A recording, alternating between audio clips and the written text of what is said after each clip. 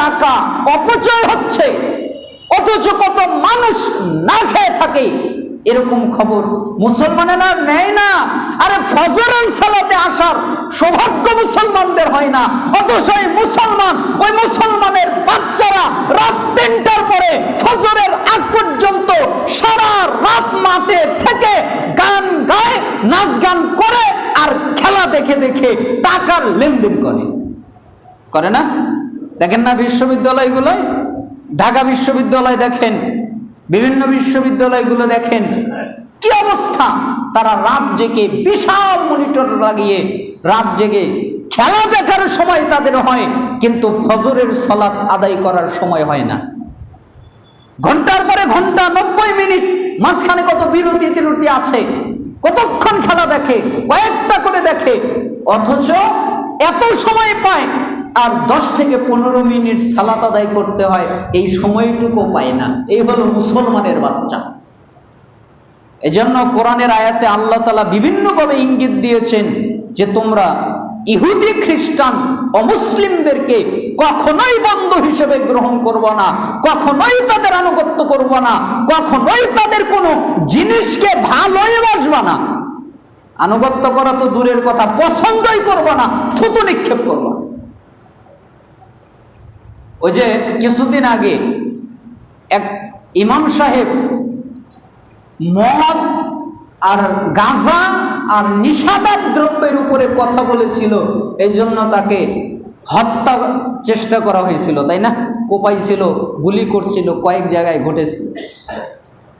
এখন দেখবেন মসজিদে মসজিদে যদি আলেমেরা কথা বলে যে আর্জেন্টিনা এবং ব্রাজিল এর খেলা দেখা তো দূরের কথা, দেখার কোনো প্রশ্নই ওঠে না, এর নাম শুনলেই থুতু নিক্ষেপ করা লাগবে। দেখা তো বহু দূরের কথা, নাম শুনলে থুতু নিক্ষেপ করতে হবে। আপনারা মাসালাটা বোঝেন, আমি হাদিস অনুবাদ করি, আপনারা বুঝে নিয়েন। আমরা বলছিলাম বিভিন্নভাবে অমুসলিমদের অনুসরণ করা।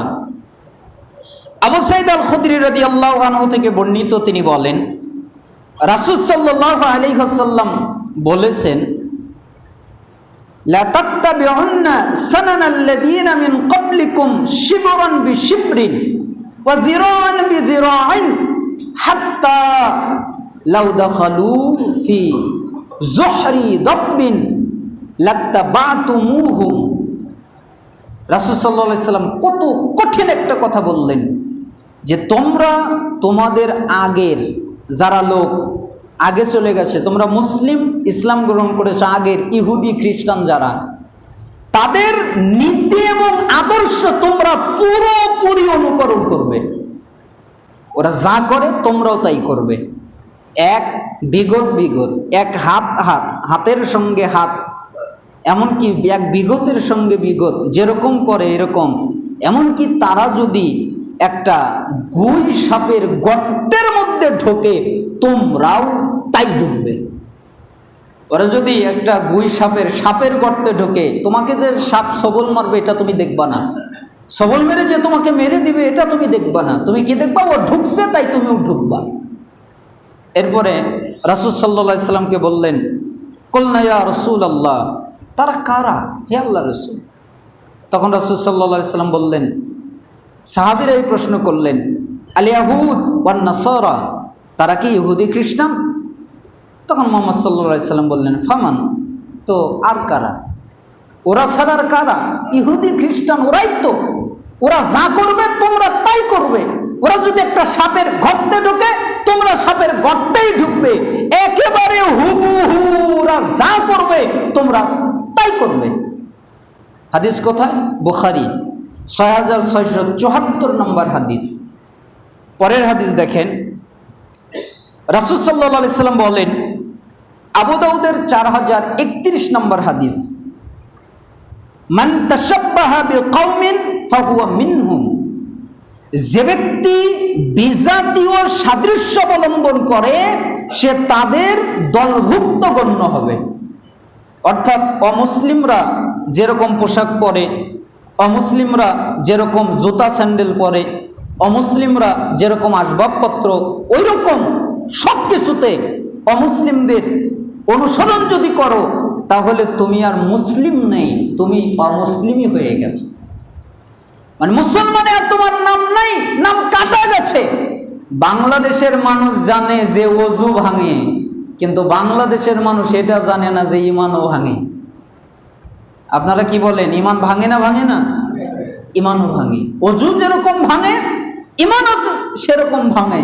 তার মধ্যে এটা হলো একটা অমুসলিমদের অনুকরণ করলে তাদেরই অন্তর্ভুক্ত, একথা আল্লাহর নবী সাল্লাল্লাহু আলাইহি ওয়াসাল্লাম বলেছেন। কত চমৎকার চমৎকার হাদিস।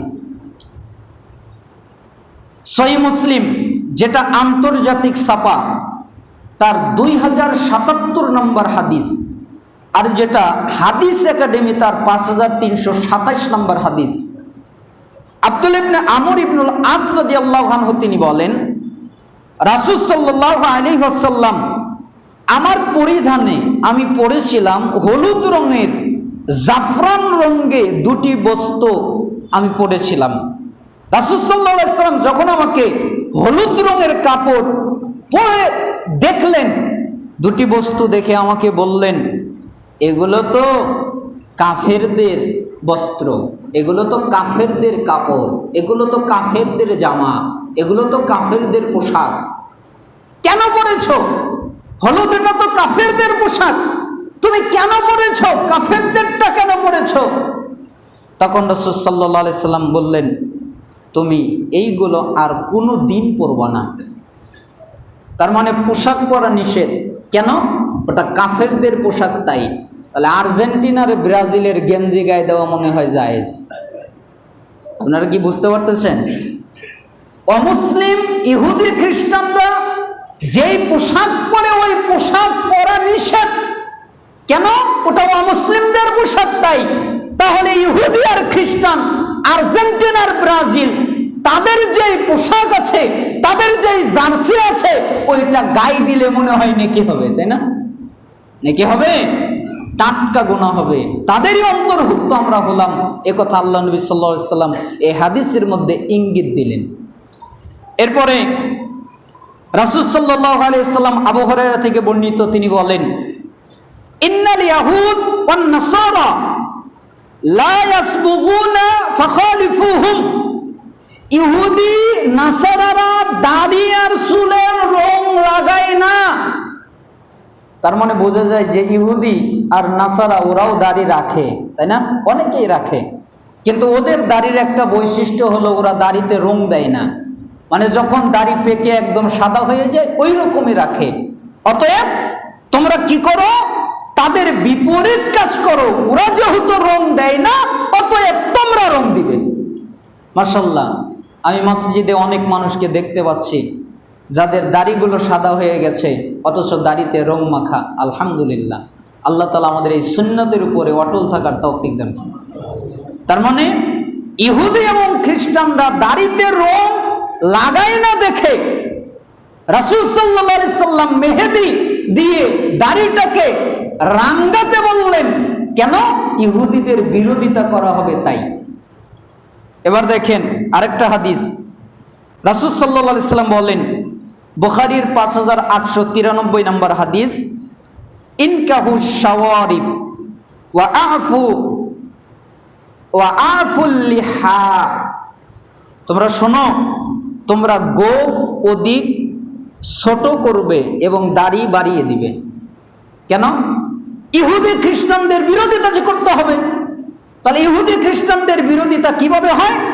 ওরা মোষ এবং গোঁফ বড় রাখে আর ওরা দাড়ি ছাটে। এজন্য তোমরা দাড়ি ছাটবা না আর মোষ বড় করবা না, মোষ ছাটবা। কেন? ইহুদি খ্রিস্টানদের বিরোধিতা করতে হবে, এটাই তোমাদের কাজ। তাই মোষ ছাটবা, দাড়ি বড় করবা। কেন? ইহুদি খ্রিস্টানরা যেহেতু মোষ ছাটে না, বড় করে অনেক দিন, দীর্ঘদিন পরে, তারপরে যখন অসুবিধা হয়ে যায় তখন একটু কাটে। এই জন্য তোমরা মোষকে বড় করবা না, ছোট করবা, আর দাড়িকে লম্বা করবা। কেন? ইহুদিদের বিরোধিতা করতে হবে, এটাই হলো তোমার কাজ। ওরা যা করবে তা তুমি করতে পারবা না।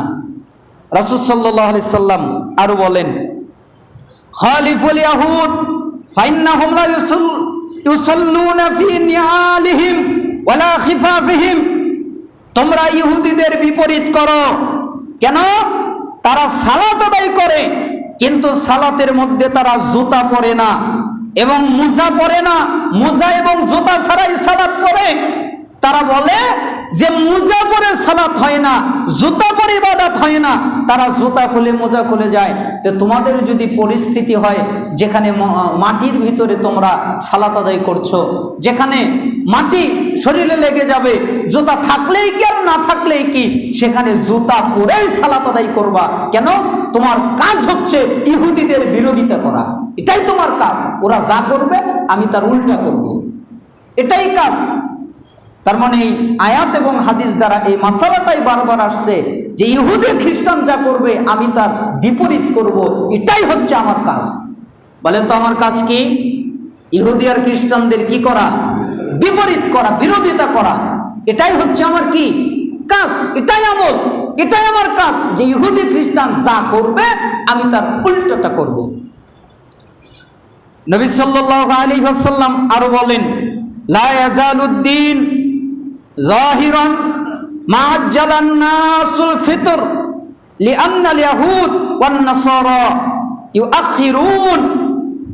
তোমরা তোমাদের দিন ততদিন পর্যন্ত বিজয়ী থাকবে, আর দিন বিজয়ী থাকবে যতদিন তোমরা অবিলম্বে তাড়াতাড়ি ইফতার করবে। কেননা ইহুদি আর খ্রিস্টানরা ইফতার করতে দেরি করে। ইহুদি আর খ্রিস্টানরা ইফতার করতে কি করে? তার মানে বোঝা যায় ইহুদি খ্রিস্টান এরাও রোজা রাখে। তার মানে ইহুদি খ্রিস্টানরা রোজা রাখলে ওরা বলে আর সময় হয়েছে তাই কি 2 মিনিট যাক।